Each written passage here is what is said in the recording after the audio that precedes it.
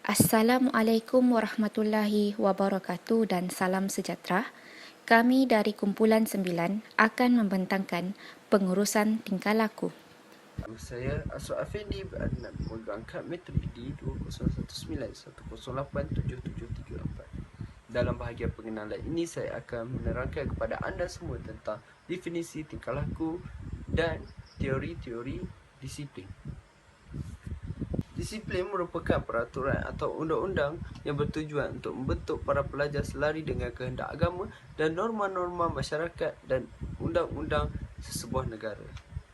Namun begitu, sesuatu yang mulia tidak mudah dipandang oleh golongan pelajar, apatah lagi banyak unsur lain yang mempengaruhi perkembangan mental mereka seperti gejala ponting sekolah, ponting kelas dan sebagainya. Definisi disiplin telah ditakrif oleh Jawatan Kuasa Kabinet Mengkaji Pelaksana dan Dasar Pelajaran mendefinisikan bahawa disiplin sebagai kesanggupan seseorang individu menghormati dan mematuhi undang-undang sama ada disiplin itu dikenakan dari luar dengan kerelaan. Teori-teori disiplin. Teori pertama iaitu teori tingkah laku. Teori tingkah laku ini telah dikaji dan dilakukan menunjukkan bahawa pemberian ganjaran merupakan pembentukan tingkah laku yang sangat berkesan. Pengamal tingkah laku percaya bahawa tingkah laku bermasalah akibat daripada pelajar tidak selesa dengan peraturan ataupun undang-undang yang telah ditetapkan oleh sekolah. Pelajar telah menetapkan dalam minda mereka bahawa sekolah ini suatu tempat yang perlu dihukum. Guru perlu menghukum pelajar. Oleh itu, banyak perkara negatif telah ada di dalam minda pelajar menyebabkan mereka enggan datang ke sekolah dan berubah disebabkan kepercayaan bahawa sifat tersebut adalah terus kekal dalam diri mereka. Seterusnya iaitu teori pembelajaran sosial oleh Albert Bandura. Mengikut beliau, individu bertingkah laku berdasarkan pengalaman dengan melihat orang lain yang dianggap sebagai model. Individu akan mengamal apa yang dilihat sebagai tingkah laku yang perlu diamal. Sekiranya berterusan, tingkah laku tersebut akan kekal dalam diri individu. Tingkah laku remaja di sekolah boleh dilihat daripada sudut pendekatan tingkah laku, iaitu sudut tingkah laku behaviorisme. Remaja di bangku sekolah daripada pelbagai latar belakang perlu dilihat secara berbeza kerana mereka telah melalui pelbagai pengalaman hidup. Remaja ini telah menjadi individu lain sebagai model tanpa mereka sedari. Maka wujudlah pelbagai tingkah laku yang menimbulkan pelbagai masalah disiplin di sekolah. Sekian, terima kasih. Assalamualaikum, saya Nurani Syafinas binti Osman, memegang nombor kad metrik di 201910877747.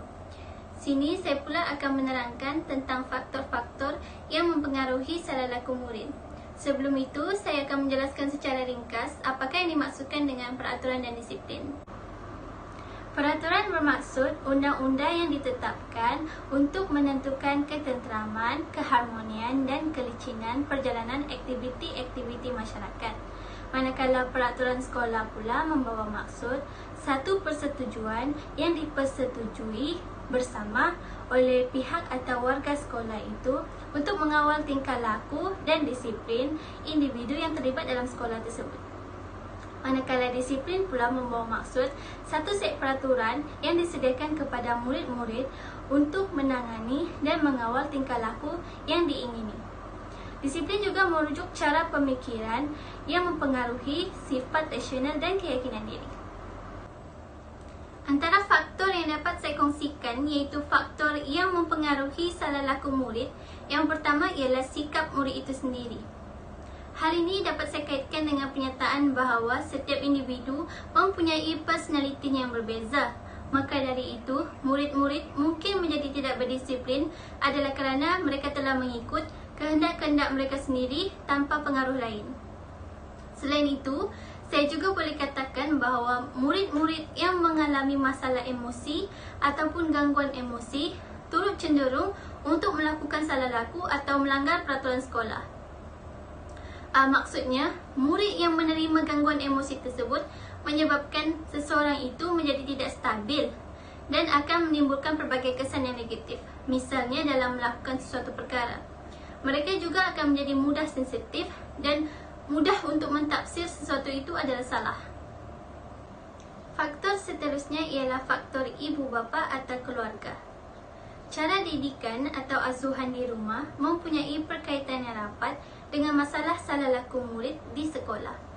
Hal ini kerana sikap ibu bapa juga mempengaruhi perkembangan anak-anak dari segi personaliti, sasiah dan emosi. Konflik yang timbul antara ahli keluarga juga akan menyebabkan anak-anak mengalami masalah ketegangan emosi.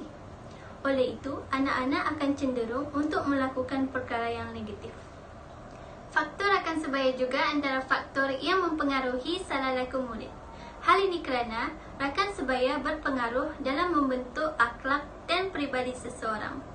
Rakan sebaya juga adalah tempat mereka untuk meluahkan perasaan dan masalah serta sebagai ganti ibu bapa, terutama bagi mereka yang mengalami masalah keluarga di rumah. Hal ini menyebabkan mereka mudah terpengaruh dan meniru segala tindakan yang tidak bermoral. Lebih jelas, rakan sebaya yang tidak mempunyai akhlak yang baik akan membawa rakannya juga ke arah yang tidak baik. Contohnya, ponteng kelas, membuli dan merokok di kawasan sekolah. Faktor yang terakhir ialah faktor masyarakat. Apa yang dapat saya katakan ialah faktor ini tidak begitu ketara dalam mempengaruhi salah laku murid, namun ia turut memberi kesan yang negatif. Hal ini kerana terdapat segelintir masyarakat yang bersikap tidak kisah pada persekitaran. Contohnya apabila terlihat sekumpulan remaja yang memakai pakaian sekolah, melepak atau berkumpul di sesuatu kawasan sebelum habis sesi persekolahan. Namun, masyarakat sekeliling hanya membiarkan sahaja. Perkara ini jika terus dibiarkan akan menyebabkan murid menjadi lebih berani untuk melanggar peraturan sama ada di sekolah maupun di luar sekolah. Assalamualaikum warahmatullahi wabarakatuh dan salam sejahtera saya ucapkan kepada Dr. Rosma dan rakan-rakan sekalian. Saya Hasna Izzah binti Muhammad Sayuti, pemegang kad Matrik D2019-108-7727 akan meneruskan pembentangan pada hari ini. Seperti yang kita semua sedia maklum, perbuatan salah laku dalam kalangan remaja ataupun pelajar sekolah bukanlah satu hal yang asing dalam masyarakat kita. Oleh itu, masalah ini tidak boleh dipandang remeh oleh semua pihak kerana kita semua tahu bahawa remaja merupakan harapan negara. Okey, seorang tokoh Islam iaitu Saidina Ali pernah berkata, jika kamu ingin melihat masa depan sesebuah negara, maka lihatlah pemuda-pemudinya pada hari ini. Okey, daripada kata-kata tokoh tersebut dapat kita simpulkan bahawa jatuh bangunnya sesebuah negara adalah bergantung kepada sikap yang ditunjukkan oleh remaja pada waktu itu. Kerana remaja ini merupakan pewaris kepada pucuk pimpinan yang sedia ada kini. Oleh itu, semua pihak termasuklah ibu bapa, guru dan pihak sekolah perlu berganding bahu untuk menyelesaikan masalah ini. Antara peranan yang boleh dilakukan oleh ibu bapa adalah dengan berkomunikasi dan berbincang dengan anak-anak. Dalam hal ini, ibu bapa perlu menjadi sahabat kepada anak-anak mereka agar anak-anak lebih selesa untuk meluahkan isi hati dan masalah mereka. Jika ibu bapa menggunakan kekerasan ataupun ketegasan yang melampau, anak-anak mungkin akan merasa takut dan mereka juga akan semakin memberontak. Komunikasi yang kerap ini sepatutnya bermula sewaktu anak-anak masih kecil dan perlu berterusan sehingga anak-anak mereka meningkat dewasa. Usia remaja merupakan tahap genting untuk setiap ibu bapa kerana pada waktu remaja ini, anak-anak suka mencuba benda yang baru dan mereka juga suka memberontak. Maka pada waktu ini, remaja sangat memerlukan sokongan dan perhatian daripada ibu bapa mereka agar tidak terjerumus dengan gejala yang tidak sihat. Seterusnya, ibu bapa perlu menetapkan satu peraturan dan bertegas. Maafkan saya, ibu bapa perlu menetapkan peraturan dalam rumah mereka. Okey. Peraturan tersebut perlulah bersesuaian dengan usia anak-anak mereka dan keadaan semasa di dalam rumah tersebutlah.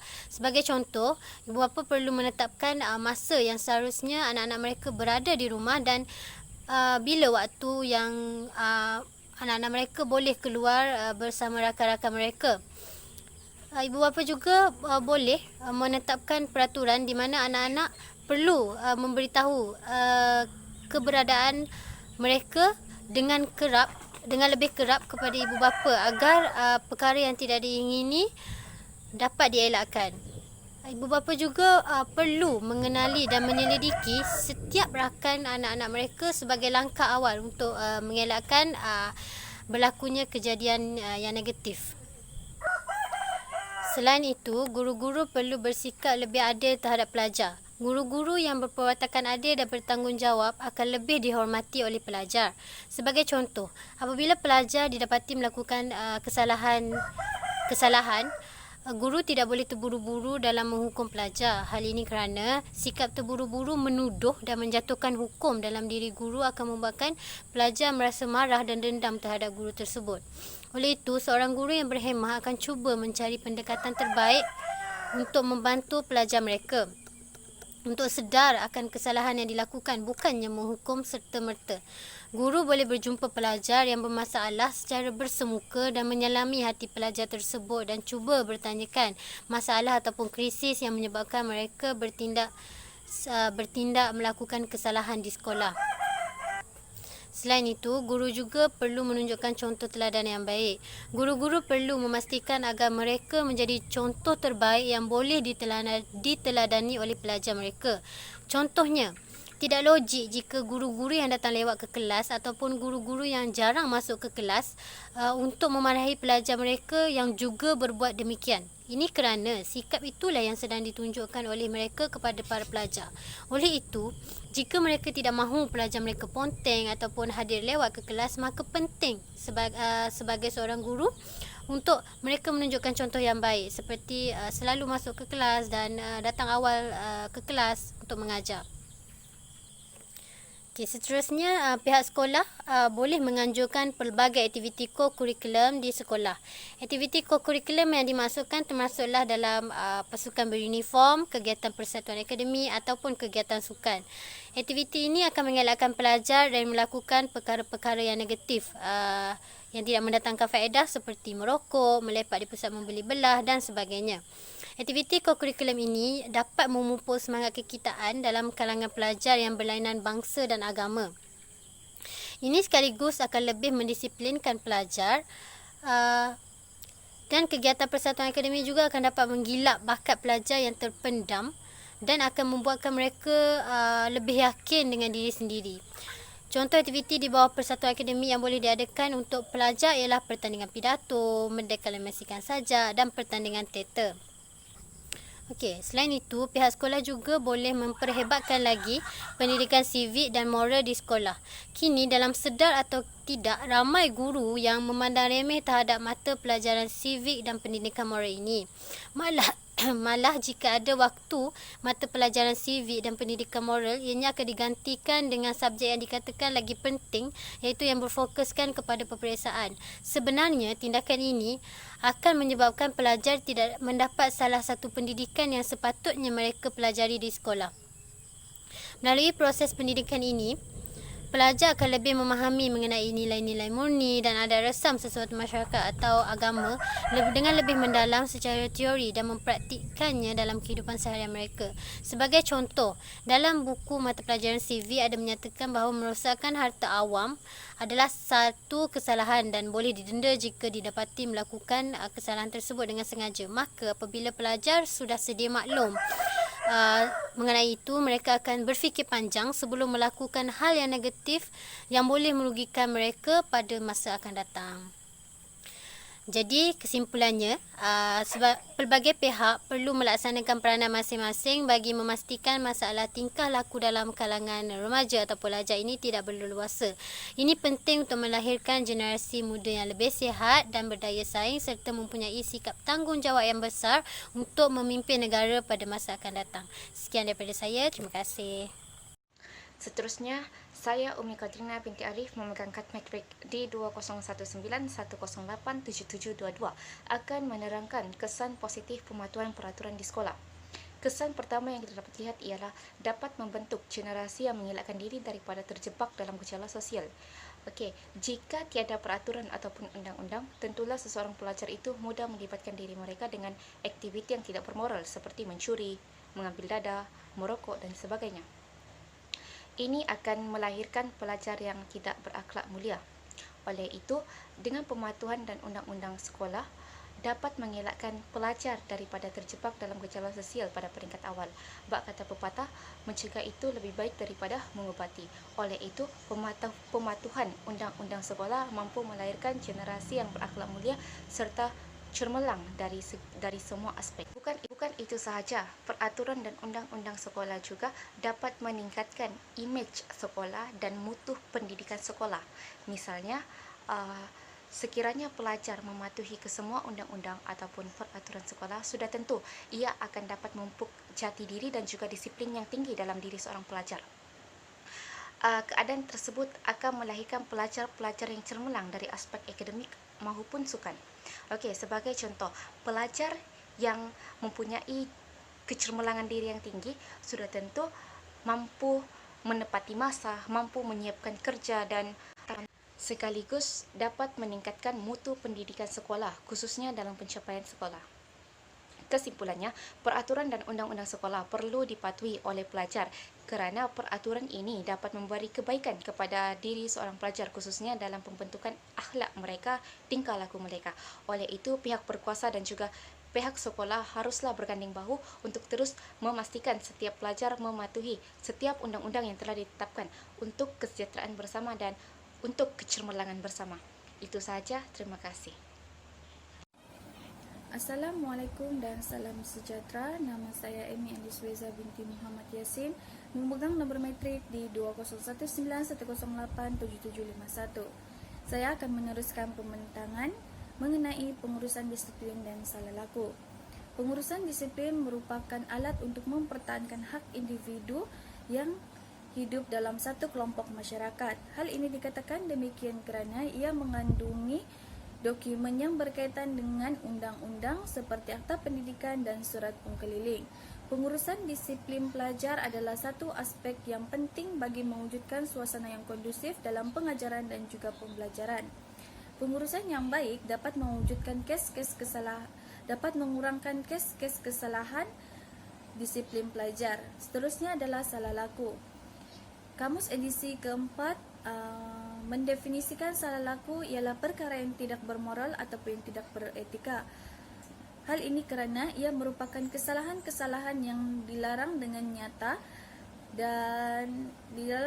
seperti yang telah dinyatakan dalam peraturan-peraturan pelajaran disiplin sekolah 1959. Terdapat 3 jenis kategori salah laku. Pertama adalah salah laku ringan, salah laku sederhana dan salah laku berat.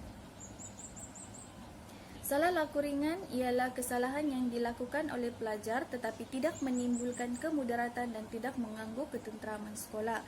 Kesalahan ini dilihat sebagai kesalahan yang kurang wajar dan masih boleh dibendung oleh pihak sekolah. Antara kesalahan ringan adalah seperti menyimpan misai, janggut atau jambang. Pelajar perlu memotong semua perkara tersebut sehingga rapi dan bersih. Jika pelajar enggan untuk mematuhi arahan tersebut, maka tindakan disiplin akan diambil oleh guru disiplin terhadap pelajar tersebut. Seterusnya adalah tidak memakai pakaian sekolah yang lengkap, merupakan antara salah laku disiplin dalam kategori ringan. Contohnya seperti kesalahan dalam berpakaian tidak kemas, seperti tidak memakai lencana sekolah atau tanda nama yang sepatutnya semua pelajar memiliki sebagai identiti seorang pelajar. Tambahan lagi, pelajar lelaki yang berpakaian memakai seluar berfashion, manakala perempuan memakai tudung singkat juga menyalahi etika berpakaian dan dikenakan denda yang sewajarnya kepada mereka. Akhir sekali adalah datang lewat ke sekolah. Kesalahan ini merupakan kesalahan yang kerap berlaku dalam kalangan pelajar. Sebagai contoh, datang lewat keperimpunan, aktiviti kokurikulum atau sesi pembelajaran di dalam kelas. Hal ini tidak seharusnya berlaku kerana ia merupakan sesi yang wajib dihadiri oleh semua murid di sekolah tersebut. Sekian, terima kasih. Assalamualaikum warahmatullahi wabarakatuh. Nama saya Siti Nurlela Amira binti Indra Bangsawan, pemegang nomor kad matriks D2019108720. Hari ini saya akan membentangkan mengenai jenis-jenis salah laku. Jenis-jenis salah laku mempunyai 3 kategori, yaitu kategori ringan, kategori sederhana, dan juga kategori berat. Saudari Emi Elisweza telah pun menerangkan mengenai salah laku kategori ringan. Baiklah, saya akan menerangkan mengenai salah laku kategori sederhana. Apakah itu salah laku kategori sederhana? Kesalahan kategori sederhana merupakan perbuatan yang boleh membawa kepada gangguan keamanan sekolah, tetapi tidak mendatangkan campur tangan pihak luar seperti polis.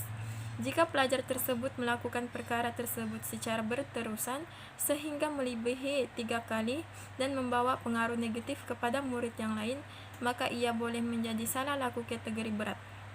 Terdapat beberapa salah laku kategori sederhana.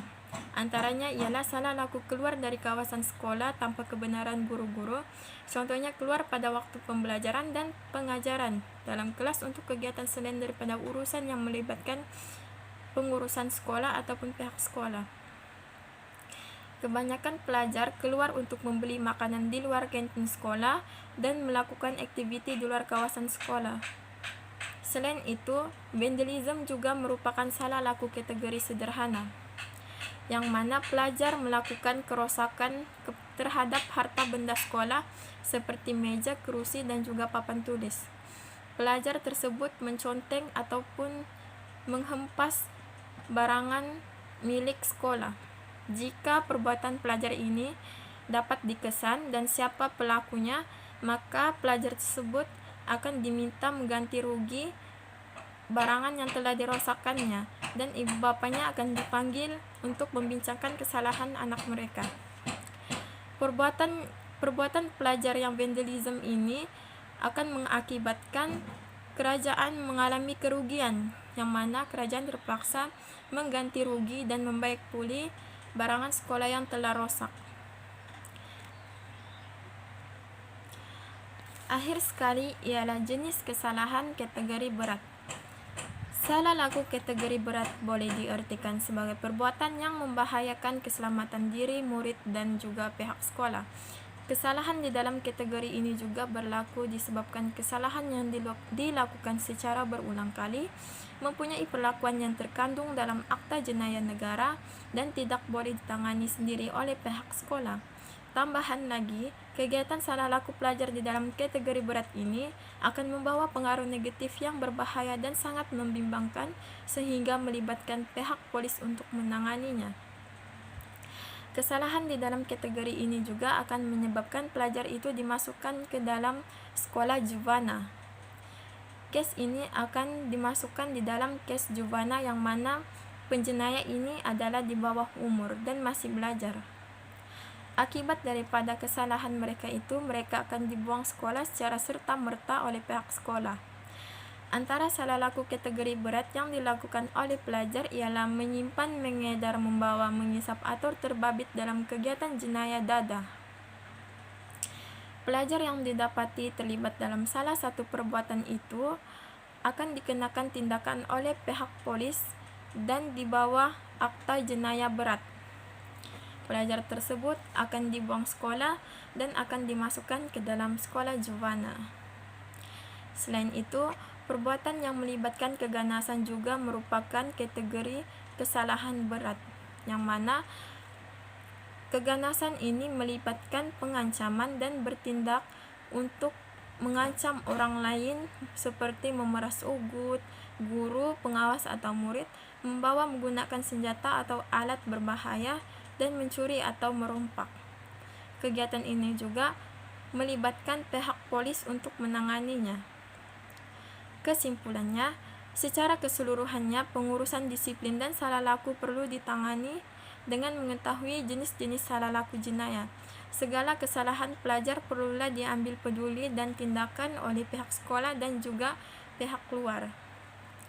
Dengan adanya disiplin dan peraturan sekolah, murid-murid akan lebih terlatih dan berdisiplin dan terhindar daripada melakukan perbuatan jenayah yang berat. Akhir sekali, pengurusan dan juga disiplin ini dapat mendidik anak bangsa yang lebih berdisiplin dan juga teratur. Maka terlahirlah anak bangsa yang lebih cenderung untuk memimpin negara secara terancang, teratur, disiplin, dan jujur. Sekian, terima kasih. Assalamualaikum warahmatullahi taala wabarakatuh dan salam sejahtera. Okey, hari ini saya akan membincangkan mengenai pekeliling ikhtisas. Okey, apa itu pekeliling ikhtisas? Kita sentiasa mendengar perkara itu tapi kita mungkin tidak mengetahui maksudnya. Okey, hari ini saya akan membincangkan tentang perkara tersebut. Okey, sebelum itu saya akan membincangkan apa itu definisi pekeliling.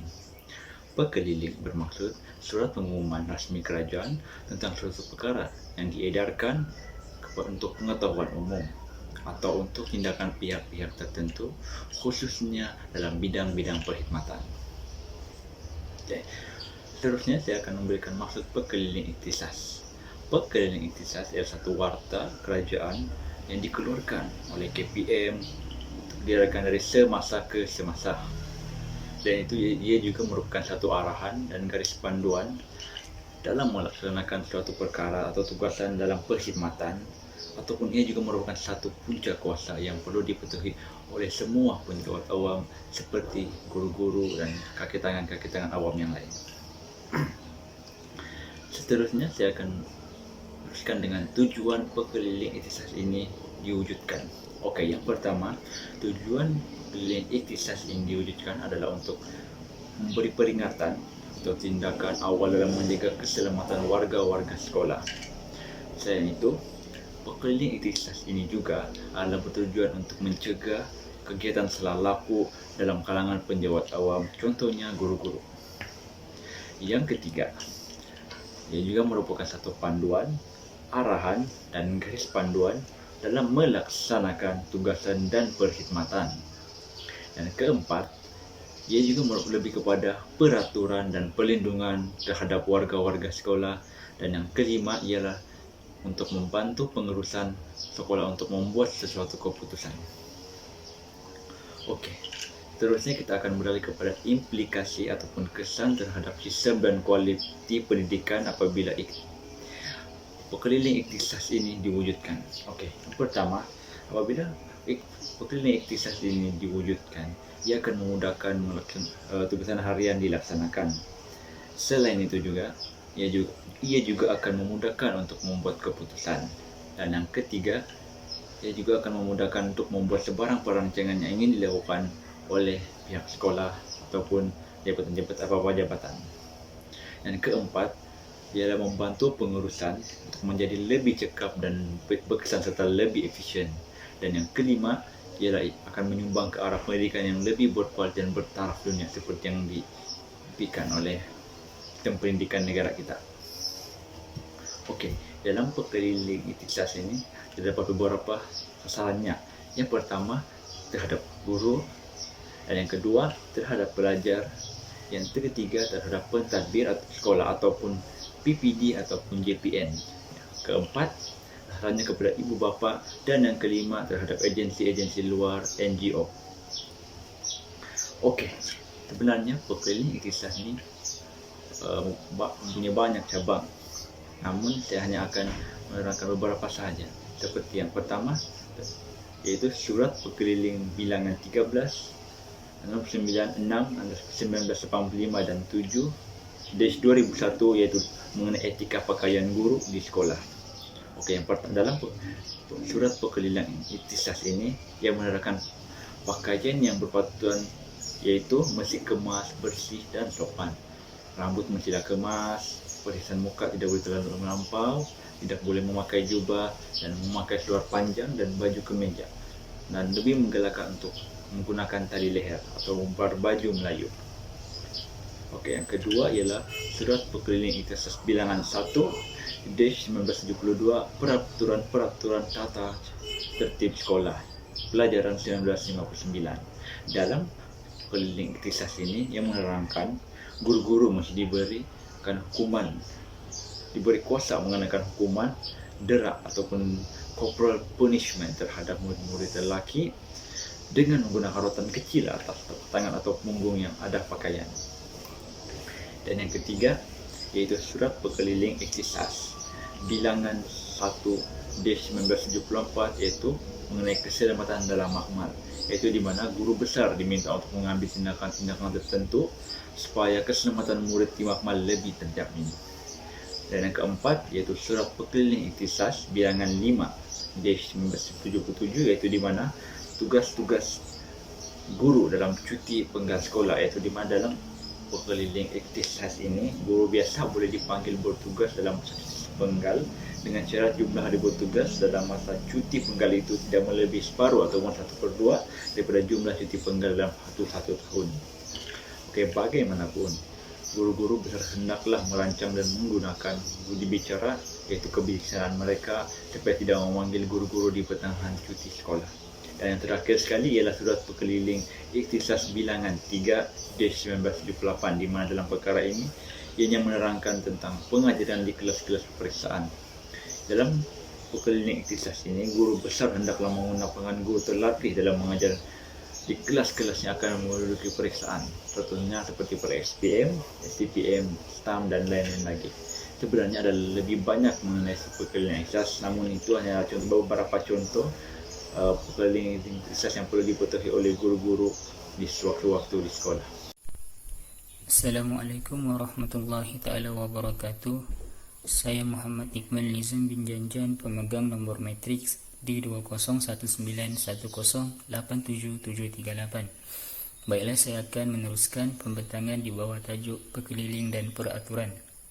Dalam Peraturan Disiplin 1959 di bawah Ordinan Pelajaran 1957 terdapat 5 peraturan yang berkaitan dengan disiplin. Yang pertama ialah Peraturan 4, iaitu tanggungjawab guru besar ke atas disiplin sekolah. Maksudnya di sini guru besar atau pengetua sekolah bertanggungjawab untuk menangani dan menyelesaikan masalah disiplin dalam kalangan pelajar, guru maupun kaki tangan sekolah. Yang kedua ialah Peraturan 6, iaitu perwakilan kuasa oleh guru besar. Ini membawa maksud guru besar atau pengetua sekolah boleh mewakilkan kuasa disiplin sekolah dan kuasa menjalankan hukuman kepada guru-guru lain. Contohnya, seperti kebiasaan di sekolah, guru besar atau pengetua sekolah boleh mewakilkan kuasa disiplin sekolah dan kuasa menjalankan hukuman kepada guru disiplin. Ini kerana guru disiplin bertanggungjawab untuk memastikan setiap pelajar mematuhi peraturan yang telah ditetapkan. Bukan itu sahaja, guru disiplin akan mengambil tindakan untuk menjalankan hukuman kepada para pelajar yang melanggar peraturan sekolah. Seterusnya yang ketiga ialah Peraturan 8, iaitu kuasa guru besar menggantung persekolahan atau membuang murid dari sekolah. Guru besar atau pengetua sekolah melakukan hukuman seperti ini dengan tujuan untuk menjaga disiplin dan menjaga ketenteraman sekolah. Kebiasaannya, hukuman seperti ini akan dikenakan kepada para pelajar yang melakukan kesalahan berat. Sebagai contoh kesalahan berat seperti penyalahgunaan dada, mengedar dada dan banyak lagi. Yang keempat, Peraturan 10, iaitu rayuan. Ibu bapa atau mana-mana penjaga murid yang digantung persekolahannya atau dibuang sekolah boleh membuat rayuan dalam tempoh 1 bulan dari tarikh murid itu dibuang atau digantung sekolah. Ini bertujuan untuk memberi peluang kepada mereka untuk tidak melakukan kesalahan dan mematuhi peraturan sekolah yang telah ditetapkan. Yang terakhir ialah Peraturan 12, iaitu syarat kembali ke sekolah. Murid yang telah dibuang sekolah diberi 2 pilihan. Yang pertama, dibenarkan masuk ke dalam kawasan sekolah atau bersekolah seperti biasa dengan kebenaran guru besar atau pengetua sekolah. Yang kedua, Mereka diterima masuk sebagai seorang murid tetapi di sekolah yang lain. Maksudnya di sini, jika guru besar atau pengetua sekolah tidak mahu menerima semula murid yang dibuang tadi, mereka boleh pindah ke sekolah yang lain tanpa kebenaran guru besar atau pengetua sekolah tersebut. Baiklah, sampai di sini sahaja pembentangan saya. Sekian, terima kasih. Assalamualaikum dan salam sejahtera. Nama saya Nurain Azam binti Mi, memegang kad matrik D2191087845. Hari ini saya akan membentangkan mengenai bahagian saya, iaitu cabaran dan faktor. Cabaran yang dihadapi oleh guru dalam mengatasi masalah murid. Antara cabaran yang dihadapi oleh guru ialah bilangan murid yang terlalu ramai dalam kelas, kerana kelas yang terlalu sesak akan menyukarkan guru untuk mengajar dan mendidik anak-anak murid mereka. Yang kedua ialah cabaran kemerosotan disiplin para pelajar. Gejala disiplin yang semakin merosot seperti poten sekolah, merisau rokok, melawan guru dan sebagainya. Ini menyebabkan guru-guru lebih banyak menghabiskan masa untuk mendidik dan mendisiplinkan murid-murid daripada mengajar. Yang seterusnya ialah faktor yang menyebabkan berlakunya salah laku dalam kalangan pelajar. Faktor yang paling utama ialah faktor latar belakang. Faktor latar belakang keluarga menyebabkan seseorang pelajar itu melakukan perbuatan salah laku. Contohnya persekitaran, hubungan keluarga yang berpecah belah. Keluarga yang berpecah belah akan memberi kesan kepada pelajar kerana pelajar menghadapi tekanan dan kurangnya kasih sayang daripada ibu bapa. Ini akan menyebabkan pelajar lebih terdorong kepada melakukan perbuatan salah laku. Contohnya berlakunya kes lari daripada rumah, dan konflik dalam keluarga juga memberikan impak yang besar kepada para pelajar. Contohnya ibu bapa bercerai dan kurang memberi masa kepada anak-anak mereka. Ini akan membuatkan anak-anak mereka tertekan dan ingin merasakan hidup bebas. Dengan sekian, terima kasih. Dengan langkah-langkah yang boleh diambil untuk mengatasi salah laku pelajar. Antara langkah yang boleh diambil untuk mengatasi salah laku pelajar ialah peranan ibu bapa. Ibu bapa yang bijak seharusnya tahu untuk membahagikan masa antara kerja dan juga anak-anak. Ibu bapa perlulah banyak menghabiskan masa bersama anak-anak, terutamanya pada hujung minggu. Dalam waktu yang sama, ibu bapa boleh berbincang dan memberi nasihat kepada anak-anak berkenaan dengan masalah disiplin dan juga mematuhi peraturan yang telah ditetapkan oleh pihak sekolah. Ibu bapa juga perlulah menasihati anak-anak supaya mendengar dan juga mematuhi arahan yang diberikan oleh guru masing-masing. Ibu bapa juga perlu kerap hadir ke sekolah, terutamanya bila ibu bapa mempunyai masa yang terluang untuk mengikuti perkembangan anak-anak.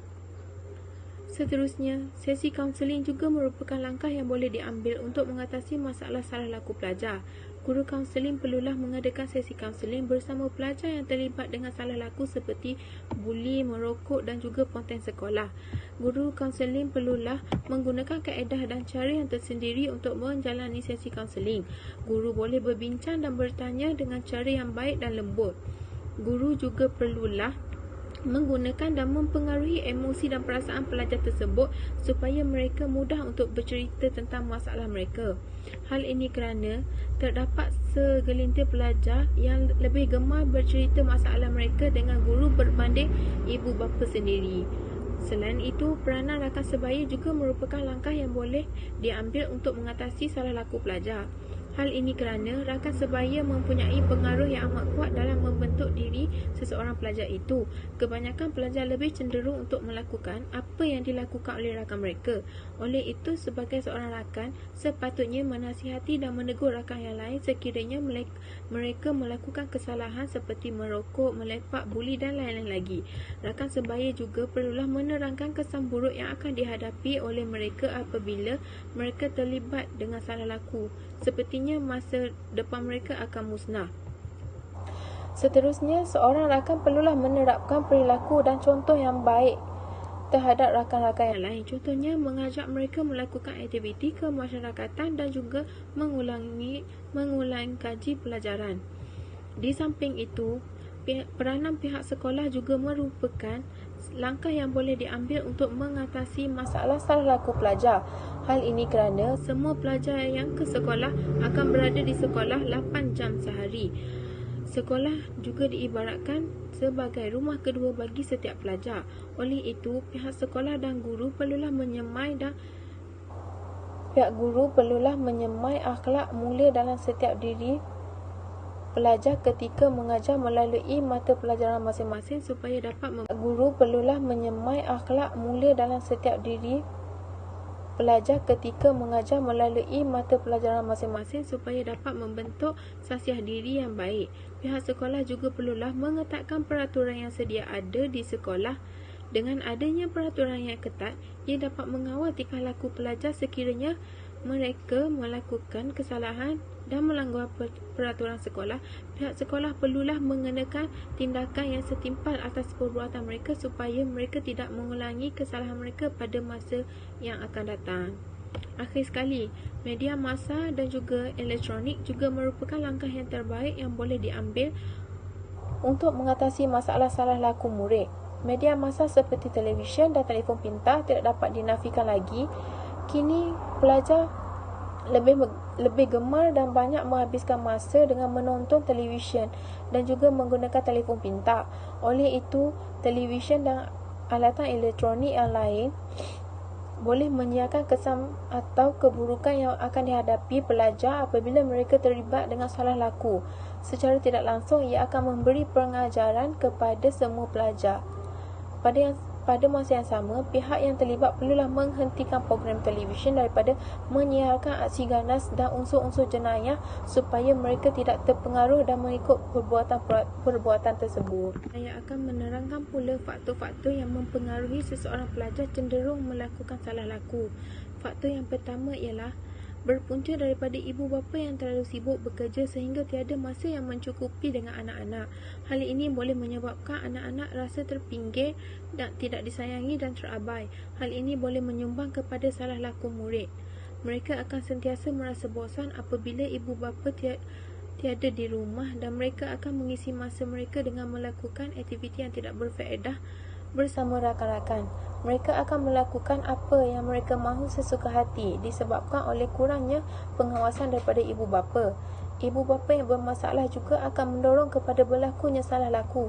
Contohnya, ibu bapa yang sentiasa bergaduh dan bertengkar akan menyebabkan suasana rumah menjadi kurang aman. Ini akan menyebabkan pelajar akan merasa tertekan apabila berada di rumah. Selain itu, faktor kemiskinan juga akan menyebabkan pelajar terlibat dengan salah laku.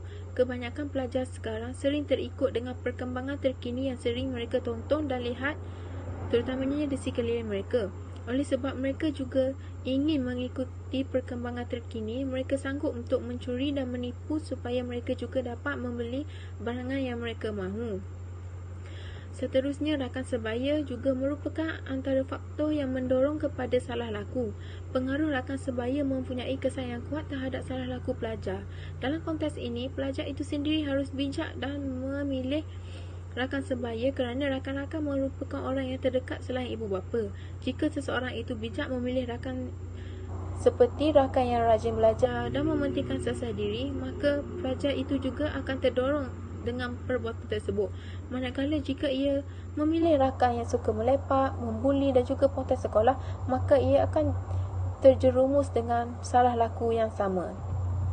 Seterusnya, faktor media massa dan elektronik juga penyebab yang mendorong kepada salah laku pelajar. Media elektronik seperti televisyen sering memaparkan dan menayangkan gambar-gambar dan juga filem yang tidak senonoh dan juga mempunyai unsur keganasan seperti pergaulan bebas antara lelaki dan perempuan, merokok dan melepak. Secara tidak langsung, perkara ini akan mempengaruhi tingkah laku dan pemikiran pelajar.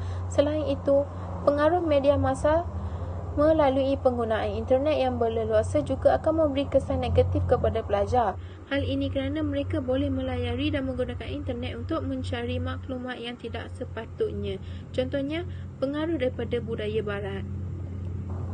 Seterusnya, faktor kedalaman pelajar juga merupakan faktor yang mendorong pelajar tersebut terlibat dengan salah laku.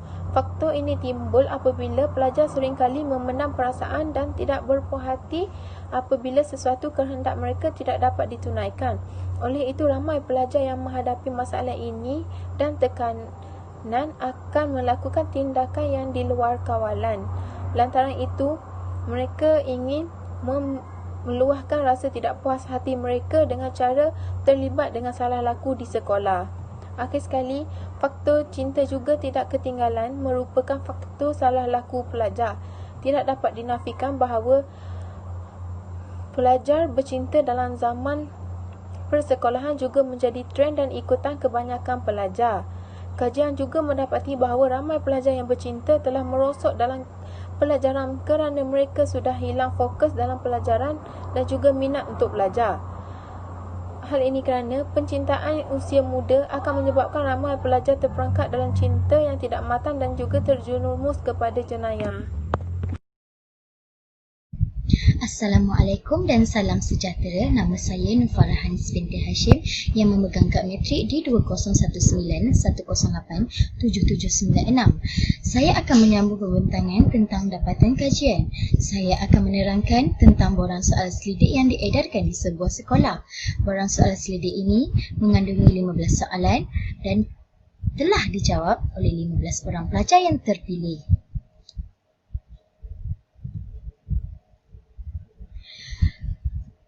Bagi soalan yang pertama, adakah anda pernah terlibat dengan gejala buli di sekolah? Bagi soalan satu yang menyatakan, adakah anda pernah terlibat dengan gejala buli di sekolah, telah mendapatkan 15 orang pelajar untuk dijadikan responden untuk kajian ini. Maklumat soalan selidik telah mendapati seramai 3 orang pelajar telah menjawab ya, manakala seramai 12 orang telah menjawab tidak. Majoriti pelajar telah menjawab tidak kerana amalan membuli tidak sering berlaku di sekolah yang dikaji dan ini secara tidak langsung menunjukkan pendekatan positif ke arah sifar buli. Soalan kedua, adakah anda sering lewat datang ke sekolah? Bagi soalan dua ini yang menyatakan tentang adakah anda sering datang lewat ke sekolah, telah mendapatkan maklumat bahawa seramai 4 orang pelajar telah menjawab ya, manakala seramai 11 orang pelajar telah menjawab tidak.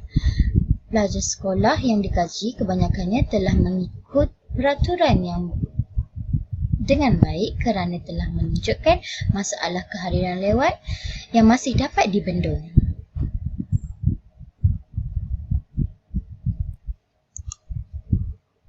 Bagi soalan ketiga pula, adakah anda pernah terlibat dengan vandalisme? Bagi soalan ketiga ini, yang bertanyakan tentang adakah anda pernah terlibat dengan vandalisme di sekolah tersebut, telah mendapati bahawa seramai 2 orang telah melakukan vandalisme iaitu dengan menjawab ya, manakala seramai 13 orang yang telah menjawab tidak untuk perlakuan vandalisme di sekolah. Soalan keempat, adakah anda pernah merokok di kawasan sekolah? Bagi soalan 4 ini, data untuk soalan adakah anda pernah merokok di kawasan sekolah telah mencatatkan bahawa tiada pelajar yang merokok di sekolah tersebut. Hal ini demikian kerana peraturan yang ketat dijalankan di sekolah tersebut dan pelajar tidak berani untuk merokok di sekolah tersebut. Soalan 5, adakah anda seorang yang suka ponten sekolah? Bagi soalan 5 yang bertanyakan adakah anda seorang yang suka ponten sekolah, telah mendapatkan data seramai 5 orang pelajar telah menjawab ya, manakala seramai 10 orang pelajar yang telah menjawab tidak. Soalan 6, pernahkah anda mengeluarkan perkataan-perkataan kesat? Bagi soalan 6 ini, yang menyatakan pernahkah anda mengeluarkan perkataan-perkataan kesat, telah mendapatkan data daripada sekolah ini seramai 13 orang telah mengiyakan soalan tersebut, manakala 2 orang telah menafikan bahawa mereka tidak menyebut perkataan kesat demikian. Pengaruh rakan telah membuatkan majoriti pelajar menggunakan perkataan kesat di sekolah. Soalan 7. Adakah peraturan sekolah mampu mengatasi masalah tingkah laku anda sebagai seorang pelajar? Bagi soalan 7, data telah menunjukkan seramai 9 orang telah menjawab ya, manakala seramai 6 orang telah menjawab tidak. Bagi soalan, adakah peraturan sekolah mampu mengatasi masalah tingkah laku anda sebagai seorang pelajar? Hal ini menunjukkan peraturan sekolah dapat membentuk pelajar menjadi lebih baik dan berdisiplin dalam kehidupan mereka. Soalan 8. Adakah pengaruh rakan sebaya menjadi faktor perbuatan salah laku di sekolah? Bagi soalan 8, iaitu adakah pengaruh rakan sebaya menjadi faktor perbuatan salah laku di sekolah, telah mencatatkan kesemua responden iaitu seramai 15 orang telah menjawab ya bagi soalan ini. Ini bermakna kesemua responden telah bersetuju bahawa pengaruh rakan sebaya menjadi faktor perbuatan salah laku di sekolah. Soalan 9. Adakah faktor emosi mempengaruhi anda untuk melanggar undang-undang sekolah? Bagi soalan 9, seramai 12 orang telah menjawab ya, manakala seramai 3 orang menjawab tidak. Bagi soalan yang berbunyi, adakah faktor emosi mempengaruhi anda untuk melanggar undang-undang sekolah? Majoriti pelajar bersetuju kerana apabila seseorang tidak dapat mengawal emosi dengan baik secara tidak langsung, mereka juga tidak dapat membuat tindakan yang betul sehinggakan mereka melakukan perkara yang salah seperti melanggar peraturan sekolah. Soalan 10. Adakah peraturan yang ditetapkan oleh sekolah menjadi beban kepada anda untuk bersosial?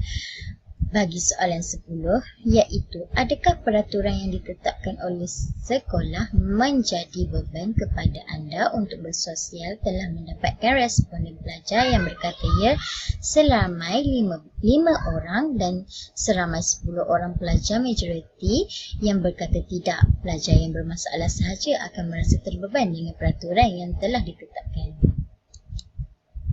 Soalan 11. Adakah anda gemar melibatkan diri dengan aktiviti haram seperti aktiviti rempit, pergaulan bebas, minum arak dan sebagainya? Bagi soalan 11, 3 orang pelajar telah menjawab ya, manakala 12 lagi telah menjawab tidak. Hal ini demikian kerana pelajar sekolah menengah masih boleh dikawal dari segi perbuatannya, sehingga kan hanya minoriti sahaja yang telah terjebak dalam aktiviti yang tidak berfaedah seperti soalan 11 tersebut. Soalan 12. Adakah anda pernah membawa gadget dan barangan terlarang ke sekolah? Bagi soalan 12, berbunyi adakah anda pernah membawa gadget dan barang terlarang ke sekolah? Seramai 5 orang telah menjawab ya, manakala seramai 10 orang telah menjawab tidak.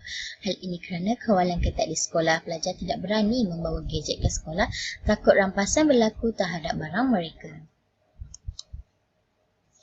Soalan 13. Pernahkah anda mengikuti kaunseling di sekolah? Bagi soalan 13, iaitu pernahkah anda mengikuti sesi kaunseling di sekolah, telah mendapat majoriti data yang menjawab ya, iaitu seramai 13 orang dan seramai 2 orang sahaja yang menjawab tidak. Hal ini kerana sememangnya setiap pelajar semestinya mengikuti sesi kaunseling di sekolah. Soalan 14. Pernahkah anda bersikap biadab terhadap guru? Bagi soalan 14, seramai 4 orang pelajar telah bersikap biadab terhadap gurunya, manakala seramai 11 orang pelajar pula tidak biadab terhadap gurunya. Tahap kesopanan terhadap guru amatlah dititik beratkan. Soalan 15. Adakah anda pernah terlibat dalam pergaduhan di sekolah? Bagi soalan 15, seramai 3 orang pelajar telah terlibat dalam pergaduhan di sekolah, manakala seramai 12 orang tidak terlibat dalam pergaduhan tersebut. Hal ini kerana di sekolah, pelajar terikat dengan peraturan dan melarang mereka untuk berkelahi sesama sendiri.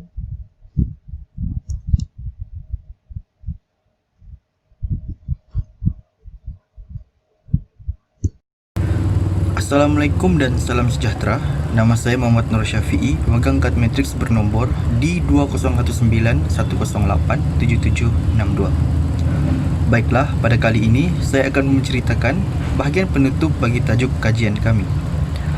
Sebagai kesimpulan, bidang pendidikan merupakan antara bidang yang penting dalam sebuah negara. Pembangunan pendidikan tidak dapat lari daripada pembangunan murid itu sendiri kerana murid merupakan subjek kepada pendidikan itu. Dalam hal ini, murid perlu dikawal selia bagi memastikan sahsia diri mereka tetap dijaga apabila mereka meningkat dewasa. Atas dasar ini, pihak Kementerian Pendidikan Malaysia telah mengeluarkan garis panduan dalam pelbagai bentuk untuk menangani masalah disiplin murid. Oleh kerana itu, hal ehwal disiplin mestilah diambil berat oleh pihak sekolah. Nama saya Mazwan bin Jamil, memegang nombor kad metrik D20191087719. Tingkah laku bermasalah haruslah ditangani oleh guru dengan bijak dan teratur, agar ia tidak mengganggu proses pengajaran dan pembelajaran di dalam bilik darjah. Melalui keberkesanan sistem pembelajaran yang berkesan, akan mempercepatkan perkembangan pembelajaran murid di sekolah. Memodifikasikan tingkah laku ialah satu strategi penting yang boleh digunakan oleh guru, yang mana tingkah laku yang dikehendaki akan diteguhkan melalui peneguhan positif dan tingkah laku yang tidak dikehendaki akan dikurangkan ataupun dihapuskan melalui peneguhan negatif.